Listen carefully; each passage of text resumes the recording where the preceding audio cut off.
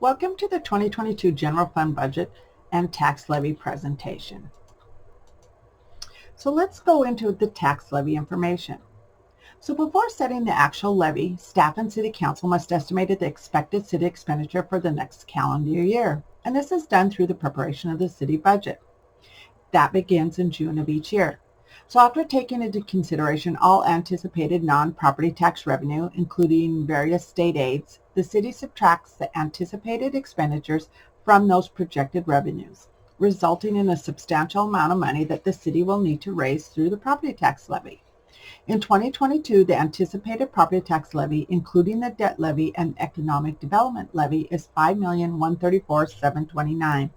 with the general fund budget at $5,723,889. So let's kind of look at how property taxes are calculated. So the county assessor determines the market value, and this is how much each property would be worth on the open market, the year before taxes are payable. Then each parcel is assigned a class rate based on that property, and this is determined by the legislature. So the legislature can change that classification system year over year, which can shift the tax burden from one type of property value tax to another. So if we look at how our taxes are determined, so the taxable market value times the tax class rate determines each individual's parcel's tax capacity. The tax capacity of a parcel is what dictates the amount of taxes that will be applied to that parcel based on the needs of the government entities, so like the city, the school, and the county. As stated earlier, or shown earlier, homestead residential areas are taxed at 1% at taxable market value. So if we look at our example here, the taxable market value is the $206,664, and if we times that times the class rate, because this is a homesteaded residential, their parcelable tax capacity is the $2,066.64. Now, if we kind of look at how the city's taxable market value, and again, this is the estimated market value of all properties, how that's increased since 2015. We've increased over 70%. We're now at a little over $983 million. And remember, when the taxable market values increase, then the city's net tax capacity also increased. And this has an effect on the city's tax rate. If we look at the city's net tax capacity value, which is used to calculate the city's tax rate, remember again, as taxable market values increase, the net tax capacity also increases. Since 2015, the city's net tax capacity has increased by 61%. So we're now at this $10,573,380. Now, just a reminder, it's the county's assessor who determines the market value for each parcel, and this is determined by January 2nd of the year before taxes are payable. So for 2022, that would have been in January 2021. Again, remember, each additional parcel is assigned a class rate based on the use of the property as determined by the legislature. And they can change, the legislature can change the system and shift the burden from one type of property to another. Again, the city's net tax capacity is used to calculate the city's tax rate. And remember, as taxable market values increase, the net tax capacity also increased. And for 2022, the tax capacity has increased 9.74%, with 2.26% of that being new construction. Again, since 2015, the city's net tax capacity has increased 61%.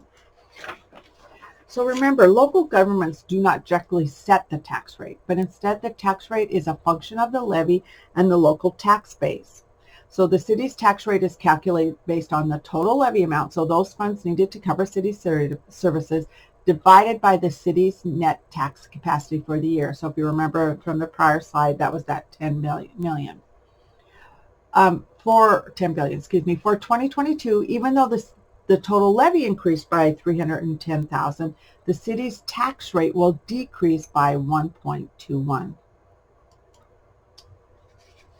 So let's kind of look at the total levy for the city from 2015 through this 2022. So from 2015 through 2022, the city has averaged an increase of about 4%. As you can see, the general fund levy, that's the blue bar, These are the funds that are used to provide city services to the taxpayer, has increased since 2015. And this increase is a reflection of the population increase of 12% since 2012 and inflationary increases of 2% each year. The debt service levy has decreased since 2015 by 8%, which is a reflection of the decrease in city debt. So if we look at our 2022 proposed tax levy, you'll see that 3% is allocated to our Big Lake Economic Development, 26% is for the debt levy, and the remaining 71% is for the general fund. And remember, it's the general levy are the funds needed to balance the budget in order to provide the services for the city. So looking at it as a residential property with a value of $225,000, the estimated city portion of the property value would be approximately $1,094. This is about $5 more from the prior year, but this is only if the property value increases 7%, which is what the average increase provided by projected for residential property values.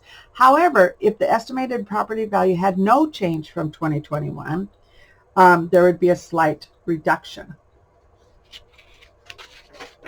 So let's kind of look at the same residential property with an estimated tax rate for all entities.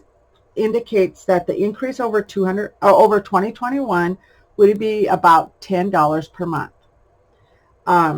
Again, this is about a 3.77% increase. Again, this is assuming a 7% increase in this property value. And if the value were to remain the same, though, taxes would go down approximately about 2.43 or $25 a year. In addition, if the city had the same levy amount as 2021, there would still be an increase in the property taxes due to this increase in property value. Also remember that as residential property values increase, this homestead exclusion will go down because it caps at a certain amount.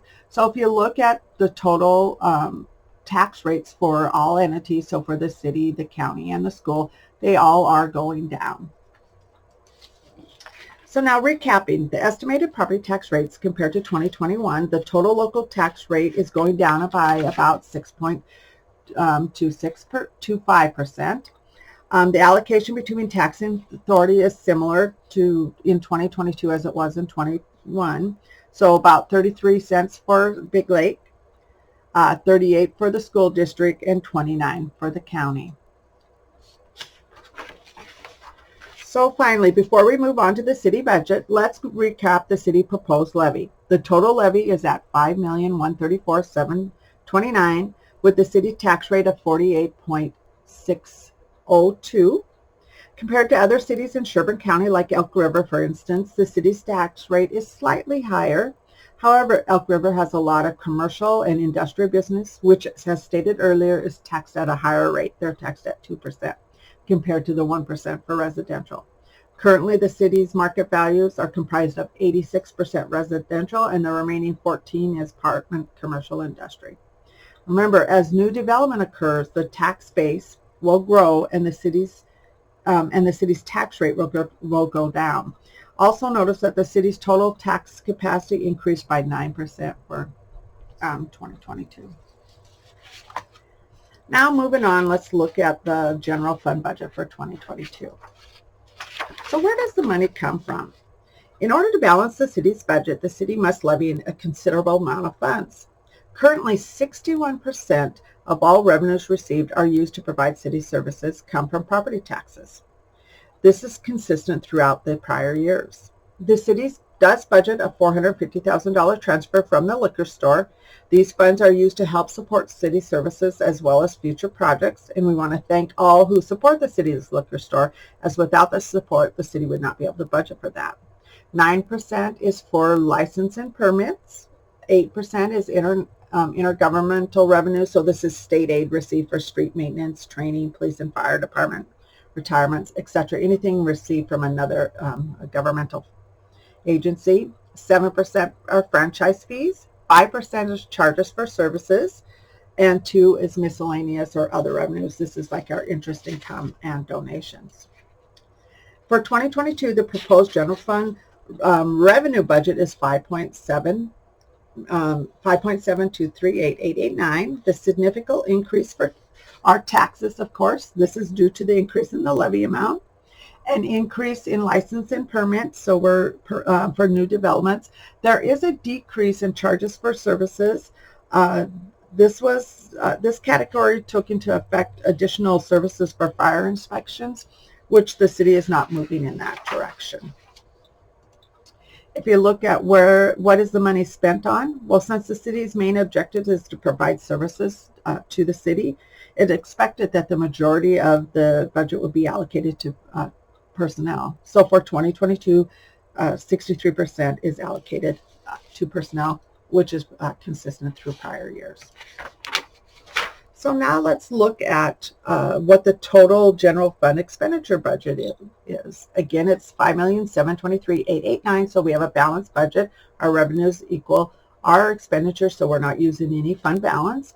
We do have an increase of 1.92 over 2022, with the majority being in operational expenses and accounting for election year. The unassigned fund balance is projected to remain at 66%, which is in line with the city's policy of maintaining 50%. And we need to maintain that 50% fund balance because the city only receives its tax revenues in July and December. And again, the tax revenues are 61% of all revenues received in order to provide the services. So what services are provided? So for 2022, the proposed budget is allocated to the following. 48 is for public safety. This includes our police, fire, and building division. They maintain the safety of our community. 17% is for general government. This is the general service and administration of the city. 12% is for culture. This includes our parks, the library, community events. This promotes the quality of life. 16% is for public works, which maintains the infrastructure of the community. 5% is our transfer, which are used for future projects or equipment, and 2% is for EDA, which is used to promote Big Lake. As shown with the chart, the allocations for the 2022 general fund budgets are consistent through prior year's budgets. So we consistently budget public safety, which is our largest department, is usually around that 48 to 50% of the total budget. So now let's look at the summary by service increases. So with our total general government, its increases about 7.16%. Our public safety is actually decreasing 1.43, and this is due to removing the full-time hire position that had been budgeted in 21. Streets and highway has an increase of 5.62. Culture 2.79. And our economic development has a decrease of 2.27. And this is just more due to allocation of staff to that line item. So if we look at our 2022 general fund budget of $5,723,000, an increase of $107,000 over 2021, the main reasons for the increase are in personnel. We have an increase of $32,740. That's because we do have a 3.2% market increase to the pay scale. There are step increases to employees with positive performance review that aren't at the top of our 9-step pay scale. And of course, increase in insurance rates.